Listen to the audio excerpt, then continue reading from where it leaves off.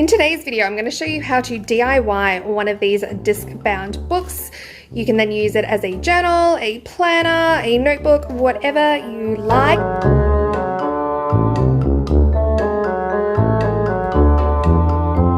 I'm going to go ahead and leave some timestamps in the description box below so you can jump ahead if you want to whichever section is most helpful for you.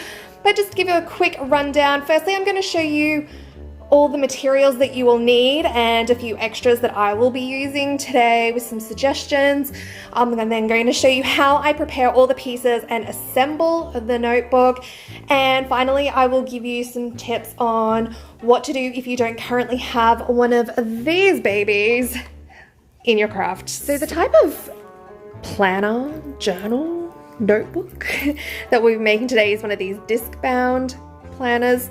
This one is from Happy Planner, which is probably the most well-known brand on the market, but we're going to make our own, and that means we can make it however we like. Now, to make a disc-bound planner, the most important thing you're going to need is a disc punch. So this is the Arc Punch. These are not available in Australia, but you can buy them online from Amazon. I will leave a link in the description box below. So you're going to need one of these. If you don't have one available to you, I will go over a couple of alternatives later in the video. You will then also need some discs. So I've got a couple of different kinds here. These are from Tool. They come in a pack of 12. These are plastic. These ones are from Happy Planner. They come in a pack of 11. So if you are doing a big Happy Planner size, 11 is fine. If you are wanting to do A4, you're going to need 12 discs. So just bear that in mind when you are ordering these. You're also going to need some kind of fill paper. So I'm using this Clairefontaine dot grid paper today. You can use whatever paper you want. You could also choose to order in inserts in the size you want if you're planning to use this as a planner and you don't want to go to the bother of drawing up your calendars and your weekly layouts and all that jazz. You'll also need some kind of thicker paper or cardstock, something to make your covers, any divider pages you want. Now I've got this 210 GSM board that I'm going to be using. Alternatively, you could use some kind of craft paper that you cut to size and laminate if you're wanting to use these for a cover. Of course, that means you'll need a couple of extra things to get your project done today. If you are cutting pages, of course, you can go ahead and measure with a ruler and a pencil and then cut using scissors. But if you're doing a fair few, I would probably recommend getting a paper cutter. This one is just from Officeworks. There are all kinds of brands available at all different price points. I like this one because it's got the rotary cutter on one side and the guillotine on the other. You might also want to grab a laminator and of course some laminating pouches. So this is if you're wanting to use paper instead of card for your covers. So once you've decided what materials you want and you've collected them, this is actually a really quick and easy project. You are just going to take the card and the paper that you want, punch with the holes, and stick it together on your discs. And then you're done, unless you want to spend some time making things pretty.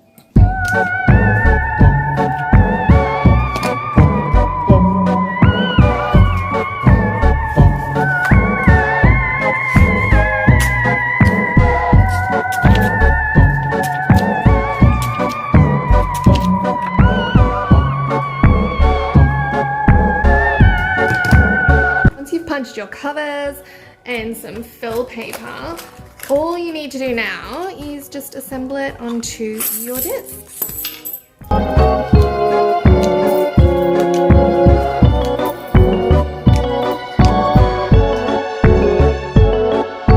I've finished putting all of my dividers and pages in. Now I'm going to go ahead and cut and laminate some paper for the covers just to make it a little bit sturdier than it is now.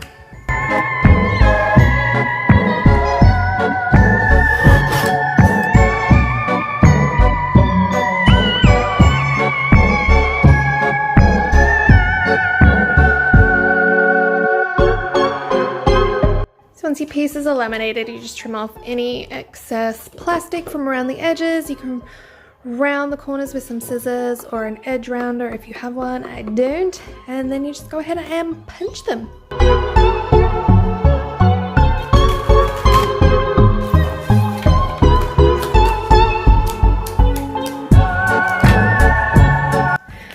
And here is the finished notebook. I'm planning on using mine as a hybrid bullet journal, so I have made lots of little sections. I will show you the setup for that another day. But we've got our discs, laminated covers. Oh, that's so pretty. I've gone and put a sheet of acetate here just to make the dividers a little more attractive. You could use vellum, craft papers, whatever you like. And then the dot grid in each of the sections. If you don't have one of these punches, there are different brands available. You should know that the Happy Planner do not recommend using theirs for punching cardstock or laminate. So just bear that in mind if that's what you want to use in your project. You can buy these as a single punch. I know here in Australia, Washi Gang are currently stocking those. You can also find them on Amazon.